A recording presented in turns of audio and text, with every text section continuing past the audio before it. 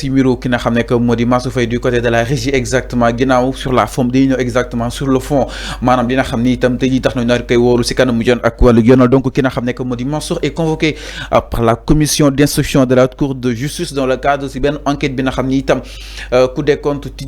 xamle na ko yoon ak wàllu yoonal daal di koy tëj jëm si fond force Covid 19 ma ni ko nag selon bu rapport bu li nga xam ni itam moo di Cour des comptes l'ancien ministre bu Macky Sall est soupçonné d'avoir trompé dans des malversations maanaam nii am na loo xam ni itam jubul jëm sa na xam ni itam noonu la yore woon mbas meeg di ko daal di gérer mbokk yi moo nekkoon ministre bu dëkk wàllu développement communautaire maanaam daal di séddale ceeb geeg diw geeg saabu seek ak yoo xam ni itam dafay daal di dimbali dafay daal di dimbali askan wi jëm seen wàllu nekkin gi jëm si jamonoy mbas bi atum 2019 di li nga xam ne que moo di Covid 19 donc nag moom ki nga xam ne que moo di Mansour Faye mi ngi ñëwee catégoriquement justement les faits qui lui sont reprochés alors Arfan daal di ñëwaat si boobu dañ nga xam ne que moo di miir gis nañ ki nga xam ne que moo di Mansour jàpp ni Arfan prix ceeb fixul benn jàpp na ni aussi lu jëm si wàllu li nga xam ne que moo di marché bi nam ko daal di joxe lépp def na si marché appel d'offre donte sax Macky Sall waxoon que ni tout est urgent mu neen ko joxe directement marché sans pourtant ñu respecter li nga xam ne que moo di préalable yi moom nee na loolu lépp préparé woon na ko déjà Mansour Faye jàpp na ni nag lépp dina na ko sana mu daal di waree donc enfin est-ce que war na daal di war a mën a tiit devant cette haute cour de juridiction quand on se fait exactement les raisons yi nga xam ni itam avancé nañ ko jëm si jamono ji nga xam ni itam waaye itam sa gestion ñeel li nga xam ne que moo di Covid bi enfin. Oui, c'est effectivement la loi d'habilitation a été votée à l'Assemblée nationale. Quand on a voté la loi d'habilitation, on a dit Macky Sall avait soumis cette proposition à l'Assemblée nationale, à tous les Sénégalais d'ailleurs. Comme ci jamono urgence la ñu nekkoon ci mbas mi la Covid-19. nañ ko may mu jël les décisions depuis le palais. Même aussi certains marchés. ñu may ko mu mën a donc jox marché yooyu daar ay entreprises yoo xamante ne mën nañu fournir les kits là ci ay anam yu gaaw donc c'est la loi d'habilitation bu ñu voté woon à l'Assemblée mais la loi là c'est une courte durée dafa amoon délai Mansour Faye loolu lay wax nii la loi d'habilitation mais li ñuy wax ci les marchés là ça n'a rien à voir avec lu Mansour Faye di wax nii ça n'a rien à voir dama ne les marchés référentiels ARMP dafa ne nañu octroyer ces marchés à des sociétés affiliées la Cour des comptes lan la wax et les sociétés yi bind société APIX mais c'est ça moom laay wooyee des sociétés affiliées mais la Cour des comptes lan la reproché Mansour Faye même si moom dafa ne paragraphe boobu c'est de la manipulation le magistrat qui a écrit ce rapport-là sur la gestion de Mansour Faye la Cour des comptes lan la wax ci le rapport li Mansour dépense bu mu dépensé ci les prix yu mu ne le DAGE là mu dem jëndee ces prix là ne sont pas homologués les prix n'étaient pas homologués mais enfin prix ceeb nag fixul nag non c'est loolu Mansour Faye moo koy wax prix ceeb fixul bu 93 96 2005 Fallou sérieux soyons sérieux quand même il faut pas se lancer dans la facilité dinaan waaye Mansour Faye nee na prix ceeb fixul c'est pas comme ça dama ne tous les prix yu ñu doon jëndee dañ ko war a yóbbu les structures assermentées là et les marchés référentiels yi ñu doon joxe les sociétés là pour ñu approvisionner donc l'État du Sénégal ci jamono boobu dañoo waroon lancer appel à candidature ou bien ñu octroyer ces marchés là à des sociétés affiliées au niveau de l'APIX pourquoi defuñu ko mais Mansour il nous parle d'écart de procédure est-ce que écart de procédure man j'ai lu les journaux ils ont dit Mansour Faye a été poursuivi pour un détournement de 2,7 milliards 2,7 milliards waaw côté juste loolu lay toppee mais loolu laay wax ni pour un détournement supposé de 7,7 milliards. Mais Mansour, il nous parle, non pas, il dit qu'il n'a pas fait un détournement, il dit qu'il y a un écart de procédure. C'est quoi un écart de procédure? Il faut l'expliquer aux Sénégalais. Est-ce que Mansour Faye est capable d'expliquer aux Sénégalais c'est quoi un écart de procédure. Alors nee na ki doon ñëw def li nga xam ne que moo di enquête bi mooy ndawal li nga xam ne que moo di Cour des comptes bi dafa xaw a juum si yenn si ay mbir yoo xam ni itam amaana ni relevé na ko loo xam ne jaru ko woon concrètement jàpp na ni c'est des écarts mais du benn yoon foo xam ni itam ñu ngi ko fay toppee li nga xam ne que moo di justement wàllu luubal ak wàllu yu nu mel concrètement Arfan jàpp na ni cour bi dafa juum naka na ko daal di jàngatee justement cette analyse bu Mansour Faye par rapport ak li nga xam ne que moo di la cour. xam nga Fallou il faut nga xam benn affaire. mooy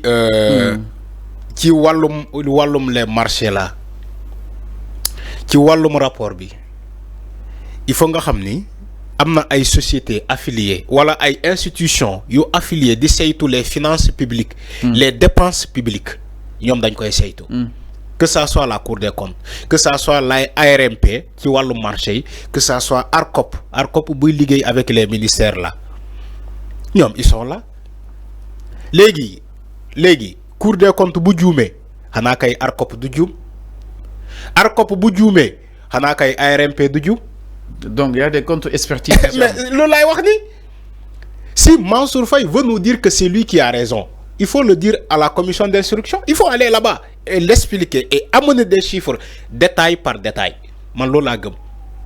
Il s'agit pas de faire porter presse d'aller au niveau de la presse nga organiser ay points de presse nga ne woy magistrat yi ñoo juum man Mansour Faye écart de procédure laa def mais defuma détournement.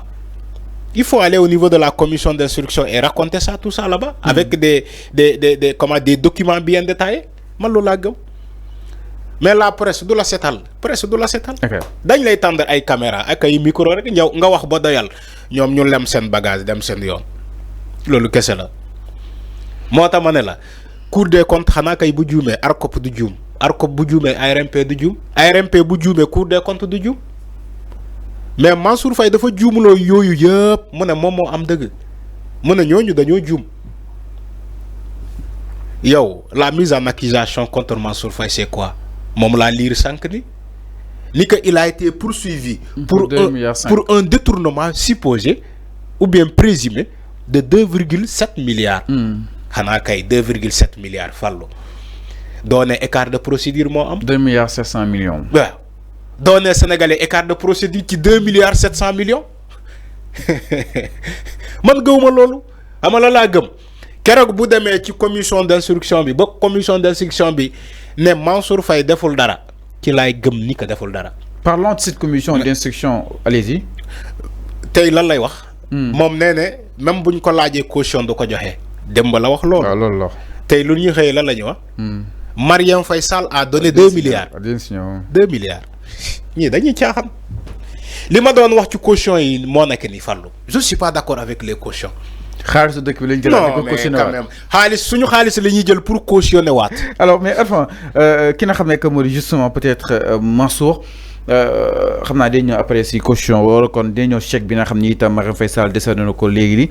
par rapport aussi toujours si wàllu yu mel ak li nga xam ne que moo di Covid bi ak na nga ko daal di yore woon afam 1000 milliards yi nga xam ni itam dégagé woon nañ ko Mansour kii Moustapha Diop gisoon nañ mu doon xeet. li nga xam ne itam doon nañ ko toppee nii ana ñi ñu joxoon 100 milliards rek ñi ñu joxoon 200 milliards yi concrètement enfin c'est-à-dire ban leçon nga war a mën a tirer ci gestion Covid bi. oui mais gestion bu catastrophique. oui te waxuma ko Cour des comptes moo ko wax donc man lu Cour des comptes wax yëpp d'accord naa ci. tu sais pourquoi. Okay. La Cour des comptes n'a pas commencé aujourd'hui. Elle existe bien avant. te ñoom ñii di taxaw di naan non Cour des comptes lu muy def nii tout ça kii ne ñoom ñoo doon rafetlu liggéey Cour des comptes. parce que Cour des comptes dafa yàgg. yàgg na di def ay rapport du tey. moo tax ma ne la man damay sukkandikoo ci les rapports de la Cour des comptes lépp lu Cour des comptes publié man d'accord naa ci. moo tax ma ne la gestion bu catastrophique la ñuy def ci Covid 19 bi. bu catastrophique. c'est dit nébuleuse. te Cour des comptes moo ko wax parce que bu ñu génnee ay rapport ñi épingler ay nit ci leur gestion de la Covid 19 ñiy jënd ay climatiseur ñiy jënd ay xawmalan ñiy jënd ay lii loolu mooy séddoo bukki bi mooy banditisme bi association de malfaiteurs la Lolo kessel. Mais comme malheureusement au Sénégal, les supposés détourneurs de deniers publics, ils peuvent présenter leur caution, ça passe. C'est pas grave. Ñu libéré leen. Alors mi non par rapport ak miro ki nga xam ne modi justement Mansour Faye ak li nga xam ne modi dossier bi 7 milliards la ngay daal di topé ci kanamu yoon ak wàllu ko yanal cette haute juridiction bu haute cour de justice dina ko daal di taxawal te ñu fa daal di xam ni fi lay daal di war a mën a mujjee ci kanamu yoon ak wàllu yonal. Alors donc mbokk yi ñu daal di ñëw ba tey ci wàllu actualité tolay xiw mi si nu gën